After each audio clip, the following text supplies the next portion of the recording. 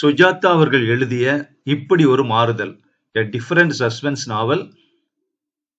இதுக்கு முந்தின பகுதிகளுடைய லிங்க் இந்த வீடியோ டிஸ்கிரிப்ஷன்ல கொடுத்துருக்கேன். இந்த வீடியோல அடுத்த பகுதி கேட்க போறோம். கிளைமாக்ஸ் நாம் எதிர்பார்க்காத வகையில கண்டிப்பா இருக்கும். அவருடைய அந்த கிளைமாக்ஸ் ட்விஸ்ட் இந்த நாவல்லையும் இருக்கு. கேட்கலாமா? வீட்டுக்கு போன போது மனைவி தயாராக காத்திருந்தால், பட்டுப்புடவை அணிந்து கொண்டு அம்மன் குங்குமம் வைத்துக்கொண்டு. எங்க போறாப்ல என்று கேட்டார். அட கேட்கறத பாரு, இன்னைக்கு என்ன கிழமை, என்ன தேதி சொல்லுங்க என்றாள். ஆமா, மேல்மருவத்தூரு. இத பாரு செல்லம், இன்னைக்கு எனக்கு தலை போற காரியம் இருக்கு, நீ மட்டும் போயிட்டு வாயேன். 2 பேருமா தானே வரதா வேண்டுதல். இத பாருங்க, நீங்க என்ன வேணா செய்யுங்க, வேண்டுதல காத்துல விட்டுடாதீங்க. வாரத்துல ஒரு நாள் 1.5 மணி உங்களுக்கு வீட்டுக்காக செலவழிக்க கஷ்டமா இருக்குதா? அதுவும் யாருக்காக? உங்க மக, உங்க ரத்தம், அதோட நல்வாழ்வுக்காக தானே. அவங்க பாட்டுக்கு அமெரிக்காவுல என்ஜாய் பண்ணிக்கிட்டு இருக்காங்க, நாம தான் இங்க கிடந்து அல்லாடுறோம். 1 மணி நேரம் உங்க குடும்பத்துக்காக ஒதுக்க முடியாதுன்னா எதுக்காக சம்பாதிக்கணும்? சரி, இதோடு எதற்கு வம்பு என்று புல்கை சட்டை ஜரிகை வேட்டிக்கு மாறிக்கொண்டார். சந்திரனுக்கு போன் செய்து 8:30 மணிக்கு காஸ்மாபாலிட்டன் கிளப்புக்கு கொண்டாந்துரு என்றார். சரி என்றான் சந்திரன். வா செல்லம், போயிட்டு சீக்கிரமே திரும்பிடலாம். உன்னுடைய பிரார்த்தனைய ஏன் கெடுக்கணும்? என்னமோ எனக்கு விட்டு கொடுக்கறாப்புல பேசுறீங்களே, உங்களுடைய நல்லதுக்காக தான். முக்கியமா நான் வேண்டிக்கிட்டதே ஞாபகம் இருக்கட்டும். நீங்க அப்ப நெஞ்சு வலின்னு. நெஞ்சு வலி இல்ல செல்லம், டாக்டரே சொல்லிட்டாரே, அஜீரணம்னு சொல்லி. இப்ப வேறு விதமான நெஞ்சு வலி. இதை யாரிடம் சொல்ல போகிறேன் என்று தனக்குள் யோசி. அவ்வளவு தூரம் காரில் போய்விட்டு திரும்ப ராத்திரி 9 ஆகிவிட்டது. நெற்றியில் குங்குமத்தை அழித்துவிட்டு கிளப்புக்கு போனார். தனியாக அந்த பெண் புல்வெளியில் பிரம்பு மேஜை அருகில் உட்கார்ந்திருந்தாள்.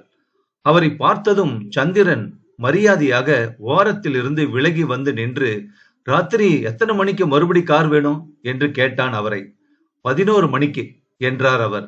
சரி என்று அவன் கிளம்ப இருந்தவனை, தகவல் தெரிஞ்சதா என்றார். இல்ல, 1 வாரம் வேணும். அவளை கூட்டிட்டு வர்றதுல ஏதாவது சிக்கல் இருந்துச்சா? இல்ல சார், இந்த பொண்ணை அடையறதுல உங்களுக்கு சிரமம் இருக்காது அப்படிங்கறத என்னுடைய அபிப்பிராயம். ஷீ இஸ் ஸ்மார்ட் சந்திரன். பரவாயில்ல சார் என்று மரியாதையுடன் புறப்பட்டு சென்றான்.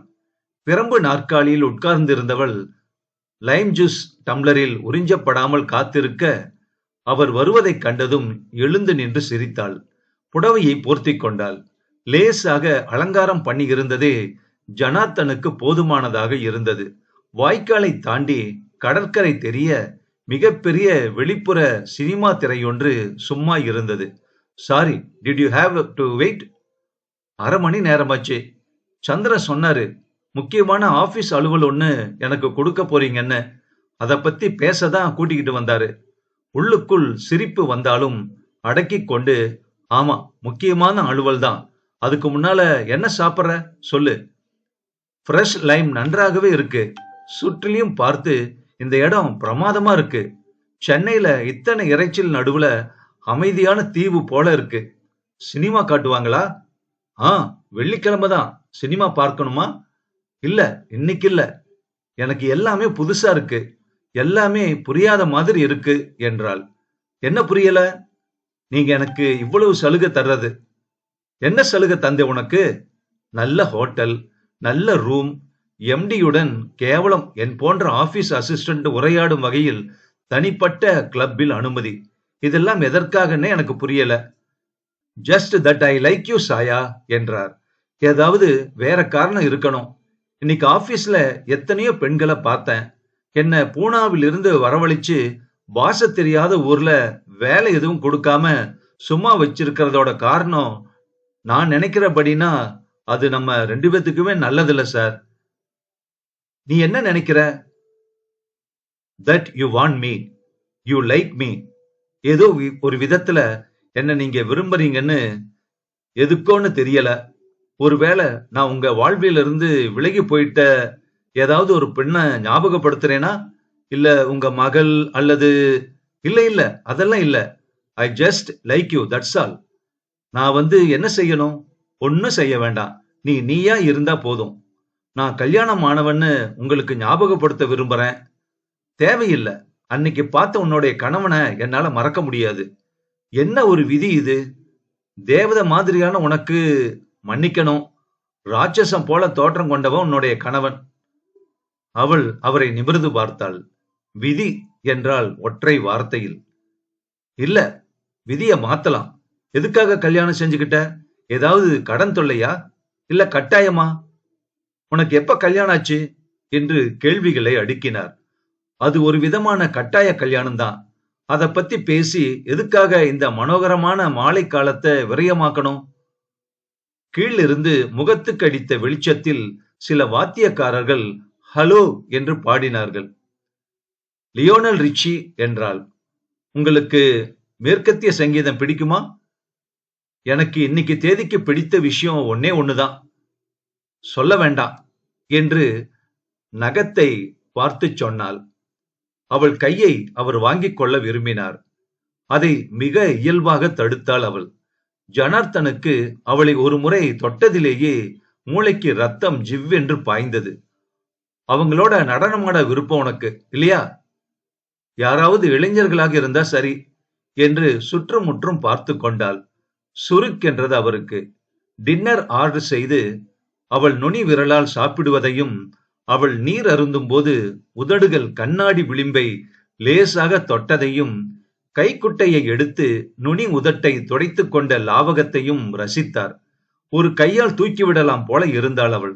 அதிகப்படியாக you will be a good model என்றார். ஐ வாஸ் மாடலிங் பண்ணிக்கிட்டு இருந்த. எப்படி தெரியும் உங்களுக்கு? உன்னுடைய உடலே சொல்லுதே. ஏன் மாடலிங் விட்டுட்ட?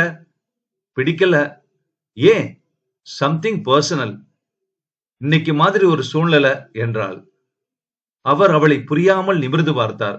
விவரமா சொல்ல. இல்ல சார், வேண்டாம் என்றாள். சந்திரன் சரியாக 11 மணிக்கு வந்தான். டிரைவரை அனுப்பிவிட்டு அவனே காரை ஓட்டி வந்திருந்தான். பில்லில் கையெழுத்து போட்டுவிட்டு 100 ரூபாய் டிப்ஸ் வைத்துவிட்டு புறப்பட்டார். சில்லறை வாங்கிக்கலையா என்று கேட்டாள். இல்ல. இன்னைக்கு நாம எவ்வளவுக்கு சாப்பிட்டிருப்போம்? 900. ஸ்காட்சியும் சேர்த்துதான். எதுக்கு இவ்வளவு பணத்தை விரயம் செய்யறீங்க? இன்கம் டாக்ஸ் என்றார். கம் என்று அவள் தோளில் கை வைத்து அழைத்து செல்ல காரின் பின் சீட்டில் உட்கார்ந்து கொண்டு ஹலோ மிஸ்டர் சந்திரன் என்றாள். அவன் அரைகுறையாக என்றான். பின் சீட்டில் அவள் அருகே உராய்ந்து உட்கார சந்திரன் பீச்சுக்கு போலாமா என்று கேட்டான். நோ சாரி சார், எனக்கு களைப்பா இருக்கு. ராத்திரி வேற. கமான், வேல்பூரி வாங்கி சாப்பிடலாமா? குஜராத்தி உணவு பண்ற ஏதாவது?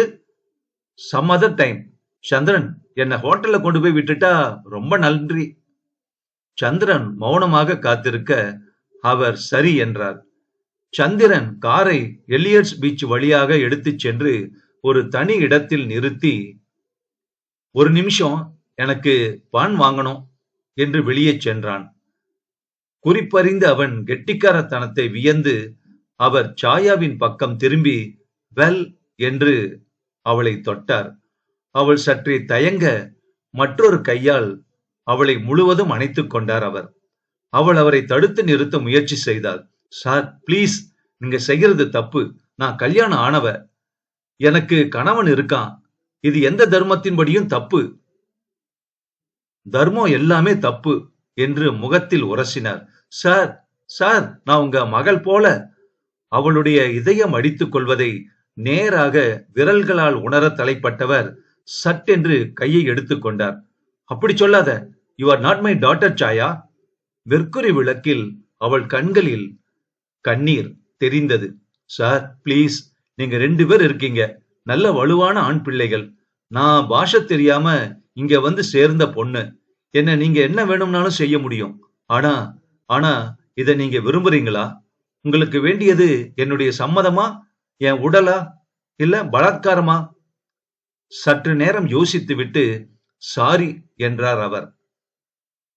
கணவன் இருக்கிற போது என்னுடைய மனசு என்ன வேதனைப்படும் யோசிச்சு பாருங்களேன்.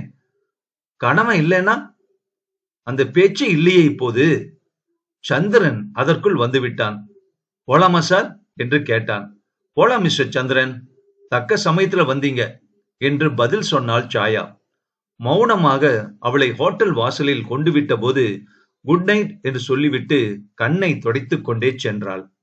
வீட்டுக்கு திரும்புகையில் சந்திரன் கேட்டான், இது தொடரப்போகுதா சார்? எது? சந்திரன், கேளு. இந்த பொண்ண நான் பலாத்காரம் செய்ய விரும்பல. அது என்னுடைய இயற்கைக்கு ஏற்றதல்ல. இவளா எந்தவித தடையும் இல்லாம என்கிட்ட வரணும். Then get rid of him என்றார் சற்று இறைச்சலாக. சந்திரன் சற்று நேரம் மௌனமாகி பிறகு யோசிச்சு சொல்றேன் என்றான். அத்தியாயம் 6. அதன் பின் அவளை அந்த வாரம் முழுவதும் பார்க்க முடியவில்லை. சந்திரன் தான் அவளுக்கு வேலை கொடுத்திருக்க வேண்டும். ஒரு முறை கூப்பிட்டு கேட்டதில் அவளுக்கு எம்டி ஆபீஸ்லேயே பார்ட்டிஷன் போட்டு இன்வர்ட் அவுட்வர்ட் என்று பிரித்து தனியாக அவளை உட்கார வைத்திருப்பதாக சொன்னான். யார் இந்த செல்ல குழந்தை என்று அனாவசியமாக வம்பு வரும். அதை தவிர்ப்பதற்காக என்றான் சந்திரன். ஜனார்த்தன் பேச்சு வந்தாலும் கவலைப்படுபவராக இல்லை. இவளுக்காக இந்த கணத்தில் தன் அந்தஸ்து முழுவதையுமே தன் வாழ்நாளில் சிறுக சேகரித்து வைத்திருந்த பெரிய மனுஷத்தன்மை அத்தனையுமே இழந்தாலும் பரவாயில்லை என்று தோன்றியது. அப்படிப்பட்ட நிலையில் இருந்தார். ஏதாவது ஒரு காரணத்திற்காக அவளை தினம் ஓரிரு முறையாவது பார்க்க முடிந்தது அவரால். மிஸ்ஸஸ் பர்கன்ஷாவுடன் சந்தேகம் கேட்க வருவாள். ஒரு முறை டெலக்ஸ் கொடுக்க வருவாள். அப்போதெல்லாம் அவரை பார்த்து புன்னகை செய்தாள். காஸ்மாபாலிட்டனில் நடந்ததை பற்றி கண்டுகொள்ளவில்லை என்று தெரிந்தது. ஒவ்வொரு நாளும் அவள் உடை என்ன உடுத்திக் கொண்டு வந்திருக்கிறாள் என்று பார்க்க ஏதுவாக ஒரு அறை கதவு திறந்தே இருந்தது. சந்திரன் இந்த விதத்தில் கெட்டிக்காரன். இவள் பார்க்காமல் அவர் பார்க்கிற மாதிரி உட்கார வைத்திருந்தார். அவளே ஒரு நாள், சார், நான் உங்களோட பேசணும் என்றாள். சொல்லுச்சாயா, அன்னைக்கு நான் நடந்துகிட்டத தப்பா நினைக்க மாட்டீங்களே? சேச்ச, இல்ல. என்னதான் நாம முன்னேற்றம் அடைஞ்சிருந்தாலும் ஓகே ஓகே, கட்டுன புருஷன் அண்ட் ஆல் தட், அதானே. நாம இன்னும் மேல்நாடுகள் போல. புரியுது சாயா, நீ செஞ்சது எந்த இந்திய பெண்ணும் செய்யக்கூடியதுதான். நான் தான் அவசரப்பட்டு மூர்க்கத்தனமா நடந்துகிட்டேன். நீங்க என் மேல காட்டுற அன்புக்கு ஈடா எதையும் திருப்பி தர முடியலையேங்கிறது தான் என்னுடைய குறை. கல்யாணம் ஆகாதவளா இருந்தா உங்களுக்கு சம்மதிக்கிறதுல எந்தவித தயக்கமும் காட்ட மாட்டேன்னு மட்டும் என்னால சொல்ல முடியும். புரியுது சாயா, தேங்க்ஸ். என்னால வேற ஏதாவது உங்களுக்கு செய்ய முடிஞ்சா நான் பெருமைப்படுவேன் சார் என்றாள். வேற ஏதாவதுன்னா? செக்ஸ் தவிர வேறு ஏதாவது என்றாள். அவர் அதை கேட்டு சிரித்து விட்டு, யோசிக்கிறேன், ஆனா உன்கிட்ட நான் விரும்புறது செக்ஸ் மட்டும் இல்ல என்றார். அவள் புறப்படுவதற்கு முன், சார், இன்னொரு விஷயம், உங்ககிட்ட இருந்து எனக்கு உதவி தேவைப்படுது. என்ன? எனக்கு இந்த ஹோட்டல்ல இருந்து அழுத்திடுச்சு. கட்டி போட்டாப்புல இருக்கு. நான் சொந்தமா சமைச்சிக்க விரும்புறேன்.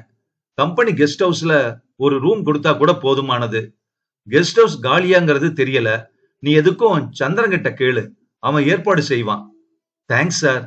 அவள் போகும் முன், சாயா என்று அழைத்தார். அவள் திரும்பி பார்த்தாள். நீ சொன்னது உண்மையான வார்த்தை தானா? உன் கணவன் மட்டும் இல்லாமல் இருந்தா என்னை ஏத்துக்க உனக்கு எந்தவித தயக்கமும் இல்லையே? நிச்சயம் அதுதான் ஆழ்ந்த உண்மை. கல்யாணமானவளாக இருக்கிறதால சில சமூக நியதிகளுக்கும் விதிமுறைகளுக்கும் நான் புரிஞ்சிருச்சு சாயா. உன்னை நான் இப்போ தொந்தரவு செய்ய மாட்டேன் என்றார். அவள் சென்றதும் சந்திரனை டெலிபோனில் கூப்பிட்டார். தகவல் ஏதாவது தெரிஞ்சுதா?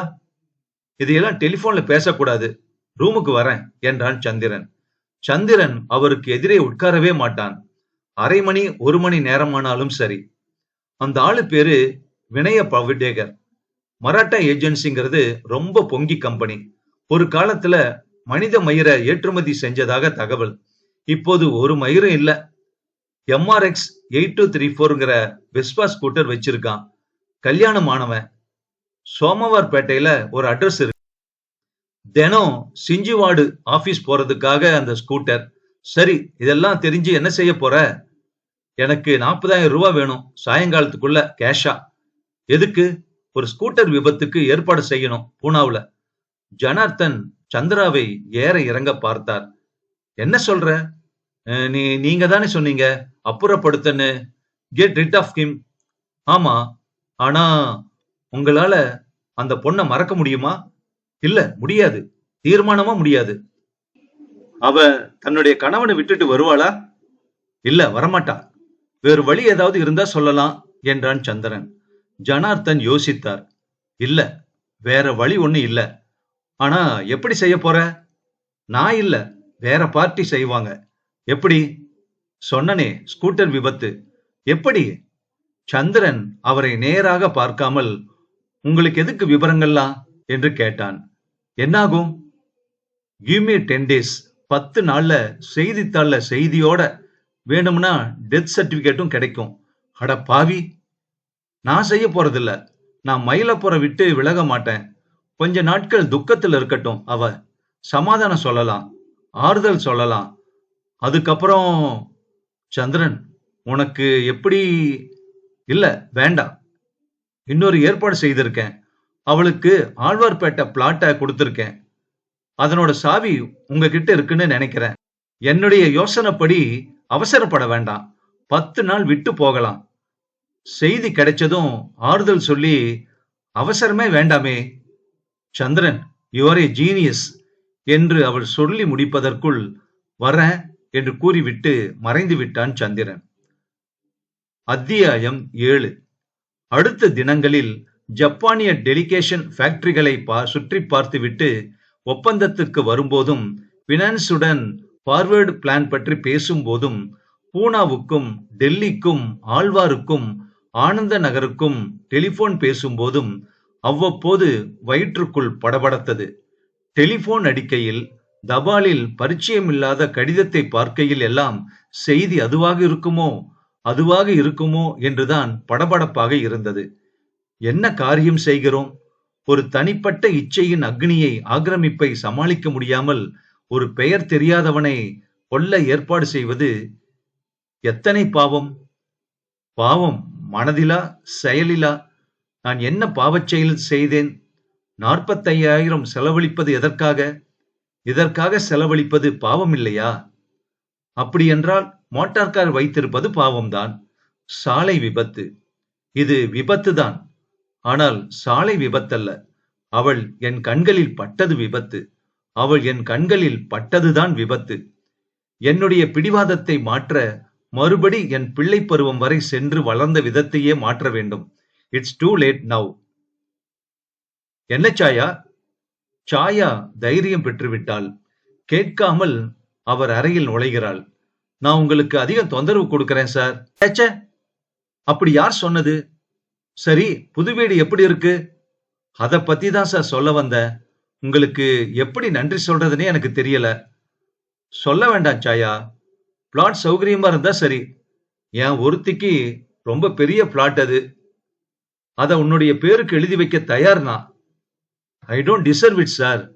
சாயா, நீ எனக்கு எதையுமே திருப்பி தர வேண்டாம். என்னுடைய முன்னிலையில நீ சந்தோஷமா இருந்தா அதுவே போதும். அந்த பிளாட் நிஜமாவே அழகா இருக்கு சார். சமையல் அறையில எத்தனை வசதி இருக்கு. பர்னிஷிங்ஸ், கலர் டிவி. நான் என்ன பாக்கியம் செஞ்சிருக்கேன் இதுக்கெல்லாம். நீ என் கண்ணுல பட்ட. அதான் நான் உங்களுக்கு ஒரு விருந்து கொடுக்க விரும்புறேன் சார். அவளை கேள்விக்குறியுடன் அவர் பார்க்க, அவள் சிரித்துவிட்டு ஜஸ்ட் எ டின்னர் என்றாள். நான் சமைக்கிறத நீங்க சுவைச்சு சாப்பிடணும் என்றாள். சரி என்றார் அவர். எப்ப வர்றீங்க? கொஞ்சம் பொறு என்றார். சார், நிச்சயம் வரணும் என்று அவரை பெரிதாக பார்த்து முழுசாக சிரித்துவிட்டு போனாள். ஜனார்த்தனுக்கு கவலைகள் விலகி போய் அவளை அடைவதற்கு எந்தவிதமான தப்பும் செய்யலாம் என்று ஆகிவிட்டது. சந்திரனின் சாமர்த்தியத்தை வியந்தார் அவர். யாரும் அறியாமல் அவளை ஒரு விதமாக சின்ன வீட்டில் வைத்து விட்டான். இனி என்ன? பூனாவிலிருந்து ஒரு செய்தி வர வேண்டும். முகத்தை சீரியஸாக வைத்துக் கொண்டு அவளிடம் போய் சொல்ல வேண்டும். பயப்படாதே, கவலைப்படாதே சாயா. நான் இருக்கேன். உன்னை கவனிச்சுக்க. நான் உன்னை சிவீகாரம் எடுத்துக்கிறேன். விதி நம்ம 2 பேரையும் சேர்த்து விட்டுடுச்சு. இத்தியாதி இத்தியாதி. ஜனார்த்தன் லேசாக தனக்குள் பாடிக்கொண்டார்.